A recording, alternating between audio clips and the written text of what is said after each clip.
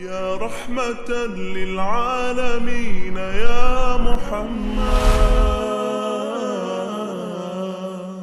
ناظرین السلام علیکم ورحمۃ اللہ وبرکاتہ۔ سیرت پروجیکٹ سیزن 3 ایپیسوڈ 10، طائف کا سفر اور واقعہ معراج۔ طائف کا شہر مکہ سے 120 کلومیٹر کی مسافت پر تھا، لیکن اب شارٹ کٹ کی سڑک کی وجہ سے تقریباً نصف سفر رہ گیا، یعنی 65 کلومیٹر۔ طائف میں بنو ثقیف آباد تھے، جو کہ کیسے اعلان کی اولاد میں سے ہیں۔ طائف کا سفر بعثت کے 10ویں سال ہوا، پیدل سفر تھا۔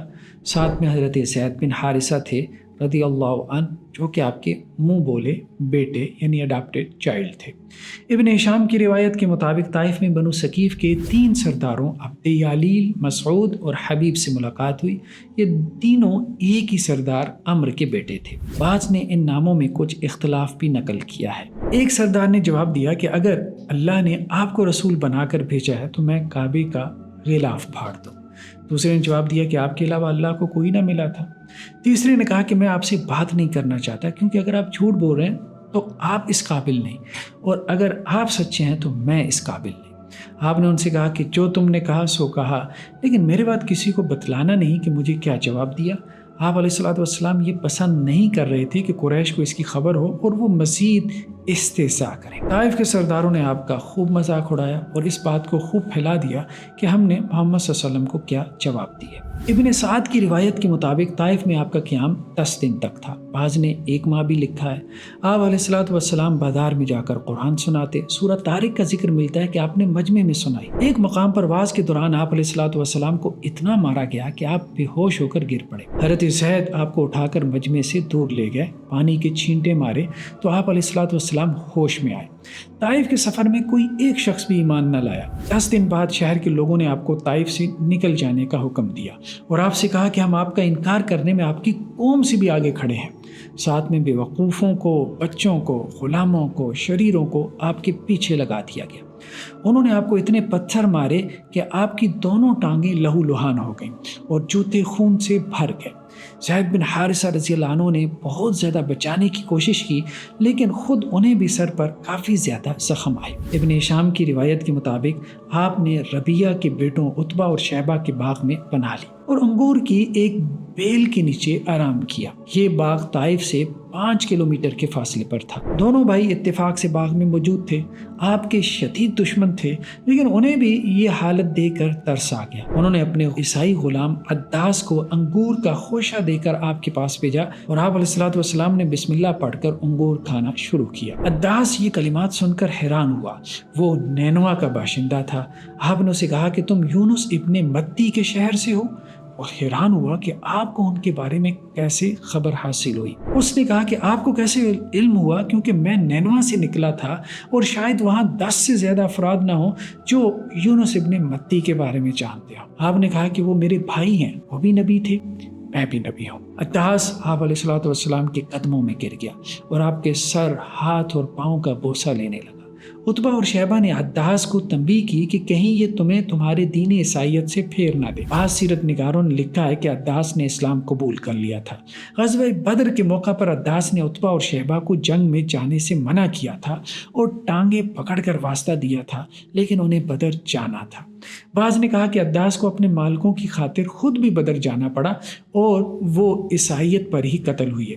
بعض نے کہا کہ وہ مکہ واپس آئے تھے اور مسلمان ہو کر فوت ہوئے تھے۔ واللہ عالم بالصواب۔ صحیح بخاری کی روایت کے مطابق طائف سے مکہ واپسی کی طرف 53 کلومیٹر کا فاصلہ طے کرنے کے بعد قرن ثعالب کے مقام پر حضرت جبریل علیہ السلام آپ کے پاس تشریف لائے۔ پہاڑوں کا فرشتہ بھی حاضر ہوا اور کہا کہ آپ چاہیں تو اہل طائف کو 2 پہاڑوں کے درمیان پیس کر رکھ دیا جائے، چاہیں تو ان کے اوپر پتھروں کی بارش برسائی جائے، چاہیں تو ان کو زمین میں دھنسا دیا جائے، لیکن آپ علیہ السلام نے معاف کرنے کو پسند کیا کہ ان کی نسلوں میں مسلمان پیدا ہوں گے۔ یہ صحیح بخاری کی روایت ہے۔ اور پھر وہی ہوا کہ محمد بن قاسم علیہ الرحمہ جیسے سپہ سالار پیدا ہوئے کہ جن کے ذریعے وادی سندھ تک اسلام کی دعوت پہنچی اور یہ بنو ثقیف سے تعلق رکھتے تھے۔ ابن سعد کی روایت کے مطابق طائف سے واپسی میں آپ علیہ السلام نے وادی نخلہ میں قیام فرمایا۔ نصیبین کی جزیرہ سے آنے والی جنات کی ایک جماعت کا ادھر سے گزر ہوا اور آپ سورہ جن ہی کی تلاوت فرما رہے تھے۔ جنات نے غور سے تلاوت سنی اور فوراً ایمان لے آئے۔ اب اس جگہ مسجد جن قائم ہے۔ بعض نے یہ بھی کہا کہ بعثت کے فوراً بعد ایک جماعت ایمان لائی تھی، یہ ایمان لانے والی جنات کی دوسری جماعت تھی۔ طائف سے واپسی پر غار حرا کے قریب بھی آپ نے قیام فرمایا اور ایک شخص کو بھیج کر مطعم بن عدی کی پناہ حاصل کی اور مکہ میں داخل ہوئے۔ مطعم بن عدی کے اس وقت 6 یا 7 بیٹے تھے۔ واقعہ معراج کے بارے میں ایک بحث تو یہ پیدا ہوئی کہ ایک مرتبہ ہوئی تھی یا یہ معراج ایک سے زائد مرتبہ ہوئی تھی، تو اس بارے بہتر رائے یہی معلوم ہوتی ہے کہ معراج ایک ہی مرتبہ ہوئی، جیسا کہ جمہور علماء یعنی میجورٹی آف دی اسکالرز کا یہی قول ہے۔ ایک قول کے مطابق معراج رجب کے مہینے میں ہوئی یعنی 27 رجب کو، جبکہ جمہور یعنی میجورٹی آف دی اسکالرز کی اوپینین یہ ہے کہ معراج ربیع الاول کے مہینے میں ہوئی تھی۔ اسی طرح اس کے سن کے بارے میں بھی اختلاف ہے۔ جمہور علماء نے کہا ہے کہ 12 نبوی میں ہوئی تھی۔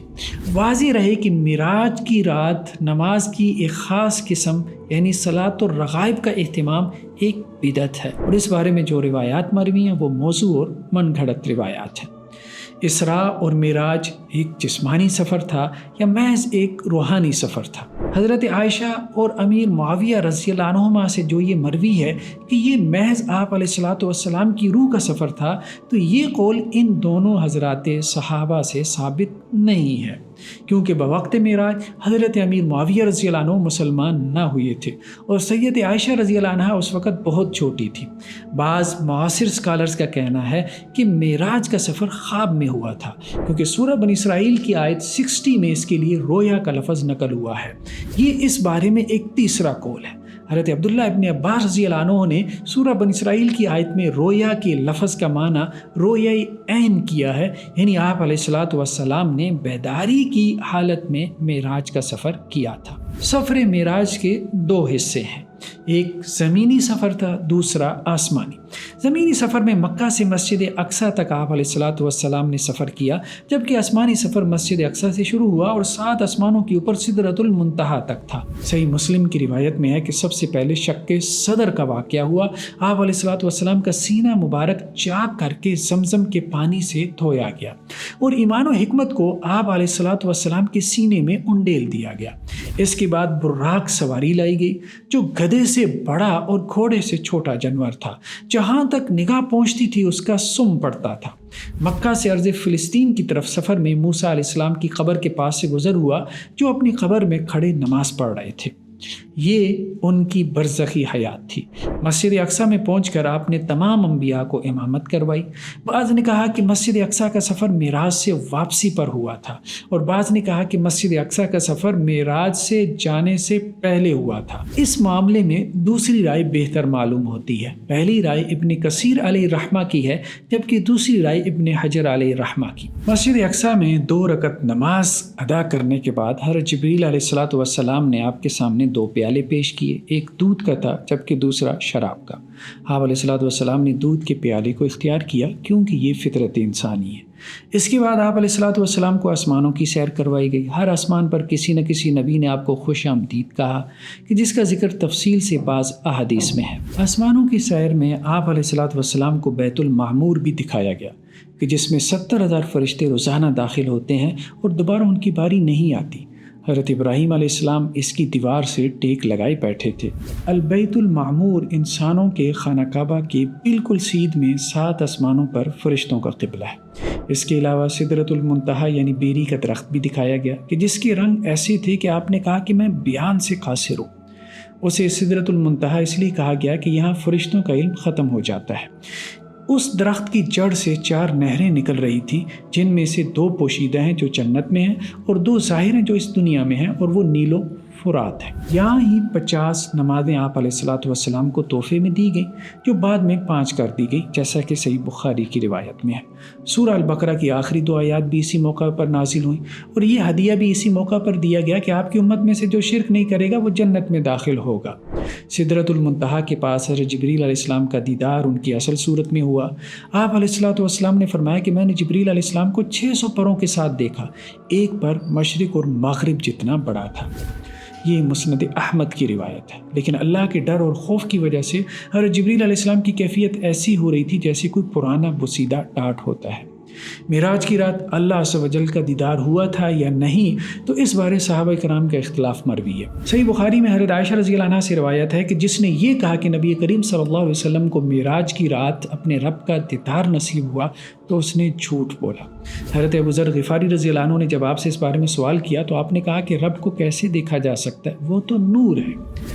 بعض روایات میں ہے اس کی وضاحت یوں کی گئی کہ اللہ سبحانہ و تعالیٰ کا حجاب نور ہے، اور بعض روایات میں ہے کہ آپ علیہ الصلوۃ والسلام نے نور یعنی اپنے رب کے حجاب کو دیکھا تھا۔ حضرت علی رضی اللہ عنہ سے بعض تفسیری روایات میں مروی ہے کہ اللہ کے رسول صلی اللہ علیہ وسلم نے اپنے رب کو دیکھا تھا۔